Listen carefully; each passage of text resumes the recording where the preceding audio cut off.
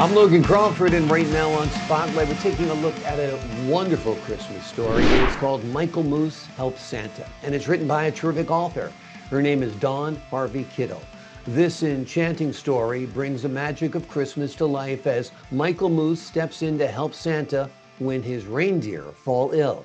Today, we will explore how this unlikely hero teaches Santa about the true meaning of Christmas and ensures the holiday spirit lives on. We're delighted to have this very talented author join us here today on Spotlight. We thank the team at Bookside Press for helping us put her in the spotlight today. And we ask viewers like you to support authors like her by subscribing to our channel and by purchasing her beautiful book. The links are below the interview. So good to see you here today on Spotlight, Dawn. Thank you. Happy to be here. Well, great to have you on the show. This is such a great story. How'd you ever come up with the idea for Michael Moose? Well, it started with my cousins in Florida, and somehow or another we got talking about Christmas, and we said Christmas is love, and that is actually the name of another book. I was going to use moose for that one, but it just didn't seem to jive. It didn't work. Nothing came.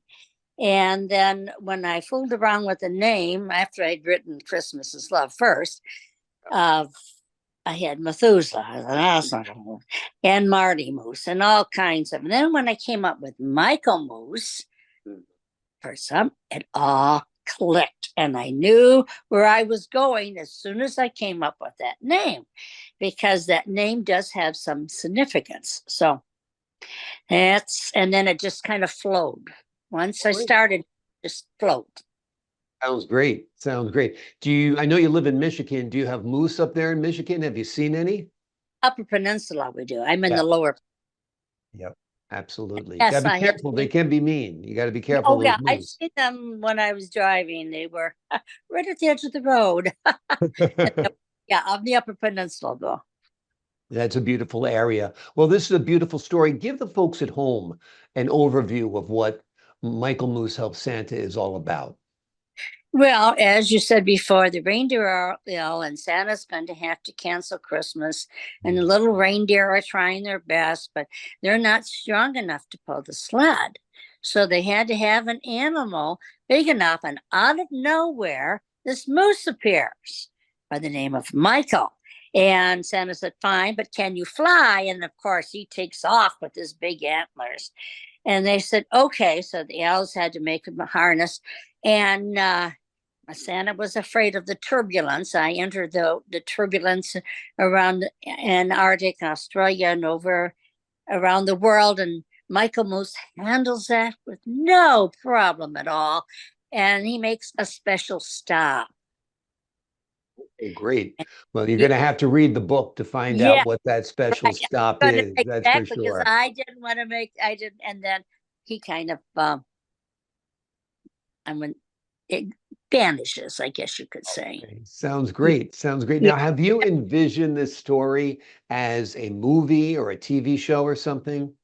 No, I really haven't. That would be kind of nice, come to think of it. But yes, It'd be beautiful to see an animated moose named Michael up on the big screen helping Santa out with his big chore, right? yes, that's Yeah. correct. So Hollywood, if you're listening, this would be a great children's movie, that's for sure. Now, have you read this book to your grandchildren? I got a sneaking suspicion you have. Of course. And they have a copy of it. In And fact, my oldest granddaughter has illustrated my next book that's coming out, because the regular illustrator of the two books of Christmas, he can't illustrate any longer. So because of issues. So tell us about the next book that's being illustrated by your granddaughter. That sounds it's terrific. called Many Gifts. And it's not really a Christmas story. It's about we all have talents. And by using all our talents, we can work together. Wonderful. And the name of the book is going to be called? Many Gifts. Many Gifts. Okay, so we'll look forward to seeing that as well. Is Michael Moose Help Santa, is that the first book you've ever written? No, Okay. Beatrix Floppy Ear Bunny is the first one that I wrote in college years ago. I'm not going to tell you how many years, decades ago, half a century. Anyway, it's a long time ago. And I just decided, oh, I want this published in my lifetime and not wait for my children to do it. So I had it published, and then I don't know why, but somehow other books came along. The other one, the second one was Christmas is Love, and that has Beatrix in it. And then the next one that came was Magical Forest series, is Michael Moose Helps Santa. And then the fourth one is called Many Gifts. So Michael Moose is my third book. Wonderful. Wonderful. That's amazing. You've been a very prolific writer then, which is great. And I'm sure you're delighting your grandchildren and other children with these stories as well. Yes. Yeah. Is there a lesson or a moral you'd like the children to learn when reading Michael Moose Helps Santa? Yes. There's a moral to all my books. This one is more Christmas is Love, is that. But this one is what the real meaning of Christmas is: not gifts or presents, but the baby in the manger. Exactly. Exactly. It's about the birth of Christ. Yes. It's not about the birth of Santa. Sometimes we get confused. Yeah, get confused. Yeah. So yes. Yeah. Absolutely. And that's a great reminder for children to do it in a fun story as well, that Christmas is about Jesus. So that's a beautiful message. How many grandchildren do you have? 4. 4. Okay. And let's hear their names because they all have to get a little time on TV Okay. here. We have Shane, he's 16, Annabelle's 14, Samantha is 12, and Josephine is 8.5. She'd be upset if I just said 8. I think you need some new ones. Those are getting too big. They're getting too old. I know. You need some babies again. Well, What can you do?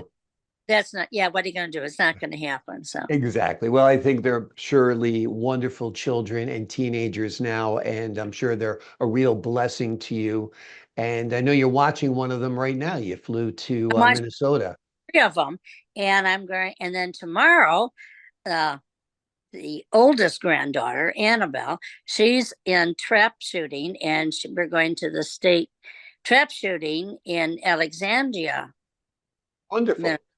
And we're making a little trip out of it because it's long. It's not exactly around the corner. And so we're going to stay at a motel, and the other grandmother's going. They're going to be 2 grandmothers. Wow, that is one lucky grandkid. 2 grandmas. Yeah, right, 2 grandmas. And sometimes bigger grandkids are better. You don't see little babies walking around in trap shooting contests, no, right? Not hardly, yeah. And we're going to swim in the pool. The kids are all excited about that because we're going to only go part way, and then the rest of the way early in the morning, all day trap shooting, and then back to the motel where we can relax and then take a leisurely trip home. So we're making a little adventure out of it. That sounds like a great adventure and a wonderful way to start out your summer, spending time with your granddaughter, watching her as she shoots those clay pigeons, which is wonderful. Great. We're all excellent. 3 of us. So, I mean, and the other grandma too. The 2 grandmas. That sounds like your next book. 2 grandmas and the grandkid. Oh, that sounds interesting. I think you got a title to work with. Come up. Sounds good. What's your next book? You working on anything right now? Well, there's one I'm thinking about, the Magical Forest series, where Beatrix and her grandmother, because she lives with her grandmother, decide to put on a meal for the other forest. I don't quite have it together yet, but that's where her parents are going to come in. Then the other one, another series I'm working on, is Yvonne and Yvette series. This is for the middle age or teenagers or young adults or whatever. And they're looking, it's called The Quest of the Yellow Hibiscus, and that's quite involved, really. It involves smuggling, and it involves how the girls find it, and Oh, different twists. So I'm working on that. That's going to take a lot longer. great. Sounds like you are the busiest lady in the literary world. And this book you've written is sensational. It is called Michael Moose Helps Santa. I It's have written a by Dawn Harvey Kittle. I have a book of it. And there's the book. There's Michael Moose, and there is Santa. A There- good-looking pair for sure, and Yeah, beautiful illustrations, yeah. absolutely. It's an enchanting story that brings the magic of Christmas to life as Michael Moose steps in to help Santa when his reindeers just can't do the job. Dawn, thank you so much for joining us here today on Spotlight. Thank you. I enjoyed it. Oh, good. I'm glad. I enjoyed speaking with you as well. To the folks at home, I'm Logan Crawford, thanking you for your time this time. Until next time on Spotlight.